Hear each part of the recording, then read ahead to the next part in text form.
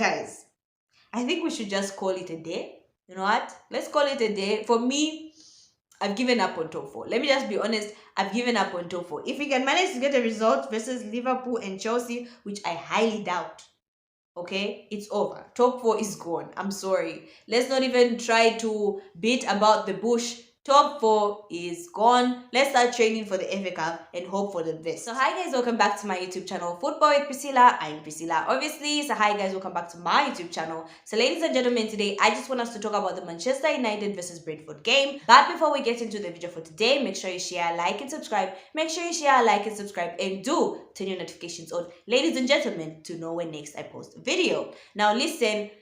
Can someone explain to me how the fact that when I was busy celebrating the Mason Mount goal, we ended up conceding?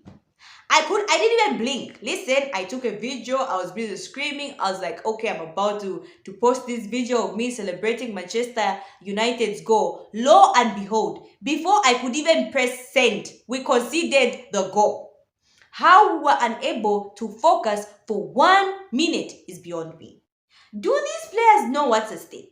Is it only us, the fans, that seem to understand what's at stake? Because you wonder, do the players really know what's at stake? Or is it only the fans? Because they show no determination whatsoever. How do you score a goal that could potentially move you up into the top four, which is what we are looking for this season, and you mess it up in the space of few seconds and you concede a goal? The concentration levels just disappeared after we scored the goal. It's absolutely ridiculous, and it is very, very sad and too disappointing. All the time. They do this to us all the time. They pull out a performance that none of us expect them to pull out. We are on cloud 9, and then they humble us, and then we're back to square one. Back to default settings. It's crazy. So ladies and gentlemen, I just want to give you a few points with regards to the Manchester United Brentford game, at least the points that I came up with. The first point, ladies and gentlemen, that I just want us to talk about is the fact that we had a poor, awful performance. Like sometimes it's not even about you dropping points. It's how you drop points. Put in a fight or something. But yesterday, there's no one who can say that Manchester United outplayed Brentford. We were outplayed. After 15 minutes of the game, it was over. Manchester United was second best to everything. We were second best to the challenges. We were second best in winning the ball. We were second best on the midfield. We were second best with regards to intensity. We were second best with regard to passes. Ladies and gentlemen, Brentford played us out the park. Brentford.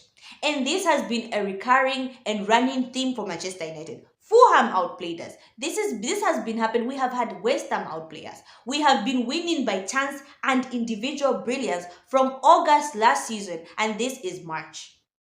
It's absolutely ridiculous. It's getting ridiculous at this point. The amount of times that I've made a video talking about poor control of games, talking about lack of intensity, talking about lack of determination, our failure to string passes here and there, I'll be a billionaire. There's so many, every single time I make a video, we keep on saying the same things. On paper, when we bring the likes of Brentford and we bring the likes of Manchester United, right? You'd assume the players that and the quality Manchester United have, they should be the team that should be controlling games. They should be the team that should be able to string passes. I mean, look at the quality of the Manchester United players. We have Casemiro in there. We have Bruno Fernandes. Look at Brentford. No disrespect to Brentford, but I'm saying on paper, you'd assume the quality that Manchester United has should be better than Brentford. But it's absolutely opposite. Brentford outplayed us from the beginning after 15 minutes until the end. They outplayed us. And you know what? Brentford deserved a point because they played well. Manchester United had been playing on luck and chance. Listen, yesterday when I was watching the game with my sister, I was even telling her, we are playing with the Lord, okay? This is the Lord helping us, because if it weren't for the fact that Wissa and Ivan Toney were not clinical enough, that game would have ended 3-4-0. Did you see how many chances Brentford created? Do you know how absolutely ridiculous it is that Brentford creates more chances than Manchester United, more shots on goal than Manchester United? Like, listen, I'm Eric Ten Hag in, but this issue needs to be addressed. You can't be playing teams like Brentford and Fulham and they're out outplaying you. They have more shots than you. They have more ball possession than you. It's absolutely ridiculous and it should not be accepted. The other point that I want us to talk about, ladies and gentlemen, is the fact that our midfield yesterday was outplayed. Now, I know we've been on the Mino hype. He's an absolute generational talent. But yesterday, Kobe Mino was poor. I think for me personally, he was poor. He wasn't looking, he looked tired. Okay, the kid is knackered. Like, he's been playing for England and now he's playing for Manchester United. And yes, we're saying he's young, he should be energetic. But even the kid like him needs to rest. He wasn't focused. He wasn't reading the game as he usually does. He was like a little bit all over the place. It's not the Kobe calmness that we have been accustomed to. So yesterday he wasn't really playing his best. Okay, I think Kobe Mino yesterday was poor. Bruno Fernandes, for some reason, cannot pass the ball anymore. If I had to rate Bruno Fernandes this whole entire season, I'd give him a 5 out of 10. He has been absolutely poor this season. Let's just be honest and call it for what it is. After he got the captaincy, he's just been poor. Like, he's not the Bruno Fernandes. The fancy passes that he's trying to make are not working. And that's becoming very frustrating. He's been making poor decisions when it comes to passing the ball. There was one chance where I think there was Højlund this side and then there was Garnacho. And Højlund clearly was the perfect decision to make, but he gave it to Garnacho. Like, Bruno Fernandes' decision making has been poor on the midfield. And let's just be honest and call it for what it is. It has been costing us in a lot of games because we keep on losing ball possession. Every single time Bruno wants to try a fancy pass, he loses the ball and then the attack is back on us. When our midfield has already gone, Scott McTominay disappears to God knows where. If Scott is not giving us a goal that no one expects, he is not in the game. Now imagine Bruno Fernandes is forward. We don't know where Scott McTominay has disappeared to. And then we have Kobe Mino remaining there as the only one sitting on the midfield. And the back line is also not trying to destroy their line. In the back line, in fact, we have Wan-Bissaka who's gone forward, who's failing to string a pass. How Wan-Bissaka was just failing to pass the ball to the next player is beyond me. It was very worrisome. It was very frustrating. He kept on losing the ball. He could not read the game. He could not read where the other player would be. Right? So now Wan-Bissaka is forward. Dalot has gone forward, expecting someone to pass the ball on the right side. No one is passing the ball on the right side. Then Bruno Fernandes tries a fancy pass, loses the ball, and the attack is on us. Now we have Harry Maguire, and before Harry Maguire came in, we had Varane and Victor Lindelof trying to deal with Wissa and Ivan Toney, who in my previous video said were going to be a handful because they are highly physical players. And I did say this, Victor Lindelof is not a physical defender. I knew he would struggle when it comes to defending Ivan Toney because Ivan Toney is very pacey and he's very physical, and that is what happened. So ladies and gentlemen, if I could see that and you could see that, are you telling me that Erik ten Hag could not see that? It's just absolutely ridiculous. It's absolutely ridiculous. Listen, our midfield yesterday was just outplayed. We lost the battle on the midfield, and that's how we lost the game. I know we did lose the game, but technically, we lost the game, if you get what I'm saying. The other point that I want to talk about, ladies and gentlemen, is when you looked at our front line. Now, look at the Brentford front line, okay? Wissa and Ivan Toney were giving Varane and Lindelof a hard time. Listen, they were giving them nightmares yesterday because of how physical and how pacey they were. Okay, cool.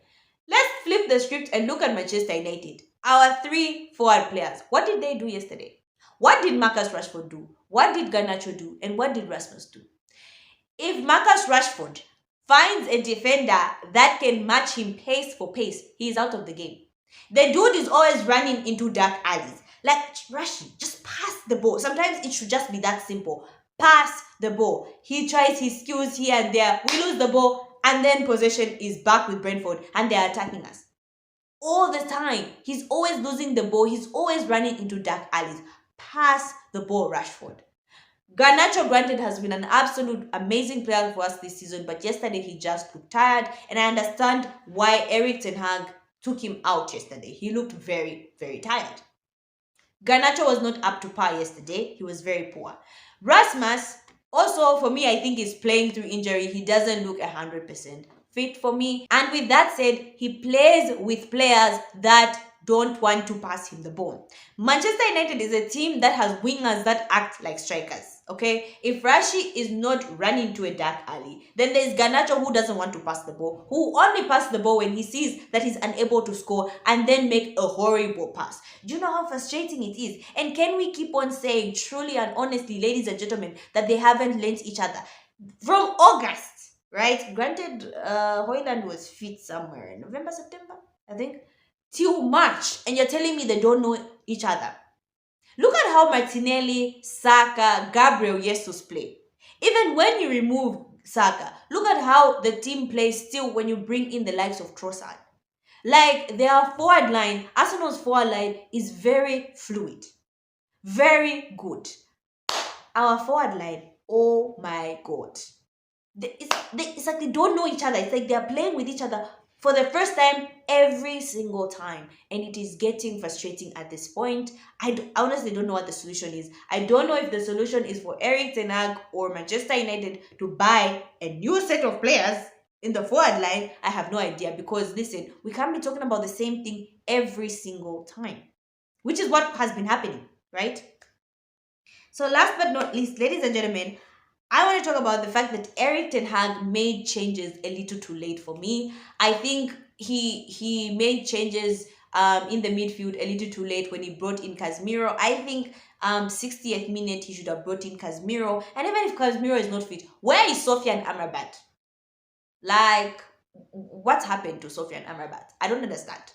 He should have brought in Mason Mount, I think, a little sooner. And for me, I was expecting him to remove Scott McTominay, because Scott wasn't doing anything. I am not a big Mason Mount fan, but if anything, Mason Mount is going to give you energy on the midfield, which is what we are lacking. Scott was nowhere to be seen. So for me, I was expecting Scott to be removed, Mount in, and at least Kobe there. And okay, fine, remove Kobe, bring in Sofian, right? I was expecting Sofian, Mount, and Bruno Fernandes. But he took the substitutions a little too late. And let's be honest, that cost us the game. Anthony is back to default settings. Runs with the ball, cuts, tries to shoot, or runs with the ball, passes the ball backwards. Back to default settings. We thought after the Liverpool game, maybe Anthony has turned the new leaf, he's turned the corner. No. He's back to the old Anthony, ladies and gentlemen, that we all know and love, right? So for me, yesterday, I think Erik ten Hag's substitutions came a little bit late, and I think that is what partially cost us the game. So listen, ladies and gentlemen, I was looking at the next fixtures for Manchester United. We have Chelsea versus Manchester United on the 4th. Oh my God. We have Liverpool versus Manchester United on the 7th, on Sunday. And we have Bournemouth versus Manchester United. I was like, should I look at the next 5? I was like, no. 3 is enough. These next 3 games is enough to tell if Manchester United is going to fight for top 4, or we just forget and listen, we start training for the FA Cup. Because I know Chelsea haven't been the best, but if Brentford can outplay Manchester United, be rest assured, Chelsea could do the same, and Chelsea could easily beat Manchester United. So here we're looking at a possible loss and a draw, to be honest. And you're not telling me that the way Liverpool played in the FA Cup is the same way Liverpool is going to play in the Premier League. Listen, Man City and Arsenal just drew. Liverpool is sitting first. There is no way Liverpool is going to come poor and play versus Manchester United. They are bringing their all. This game might potentially be a massacre because they are coming out all guns blazing. Okay, because they have something bigger at stake, which is the Premier League title. We took away the FA Cup from them. Listen, they are coming for revenge. So already, I hate to say this, we're looking at a potential loss versus Liverpool. So we are looking at a potential draw or potential win or loss versus Chelsea versus Liverpool. I just see a loss. Like the way Liverpool is going to come firing, unless Manchester United have a miracle change of character in the next few days, I don't see us beating this Liverpool, honestly. And then Bournemouth, again, we can't say Manchester United can easily beat Bournemouth. There is no team that Manchester United can easily beat, okay? We're always scared of every single team because that's the team we have. So listen, ladies and gentlemen, with that said, these next three games could potentially determine whether Manchester United is going to be in the top four or not. We had the ball in our court. The ball was in our court. Aston Villa dropped points. Tottenham dropped points. All we had to do was to stay focused for a few seconds and a few minutes, just a few minutes, and would be in and around near Tottenham and near Aston Villa, and we could not do that. The ball was in our court. We had the advantage and we could not take it. We could not take it. Now Tottenham won and Aston Villa won. And what did Manchester United choose to do? Draw versus Brentford when we have Chelsea and Liverpool coming next. Oh my God. Listen, guys, I think we should just call it a day. You know what? Let's call it a day. For me, I've given up on top four. Let me just be honest. I've given up on top four. If we can manage to get a result versus Liverpool and Chelsea, which I highly doubt, okay, it's over. Top four is gone. I'm sorry. Let's not even try to beat about the bush. Top four is gone. Let's start training for the FA Cup and hope for the best. Because, guys, it's not looking good. So yeah, so that's all I had for you guys today. Thank you so much, guys, for watching. Do comment down in the comment section. Do you guys still have hope that we can get into top four? Because for me, it's over. So yeah, let me know if you guys still have hope in Manchester United getting top four this season. So that's all I had for you guys today. Thank you so much, guys, for watching. Make sure you share, like, and subscribe. Make sure you share, like, and subscribe. And do turn your notifications on, ladies and gentlemen, to know when next I post a video. Bye.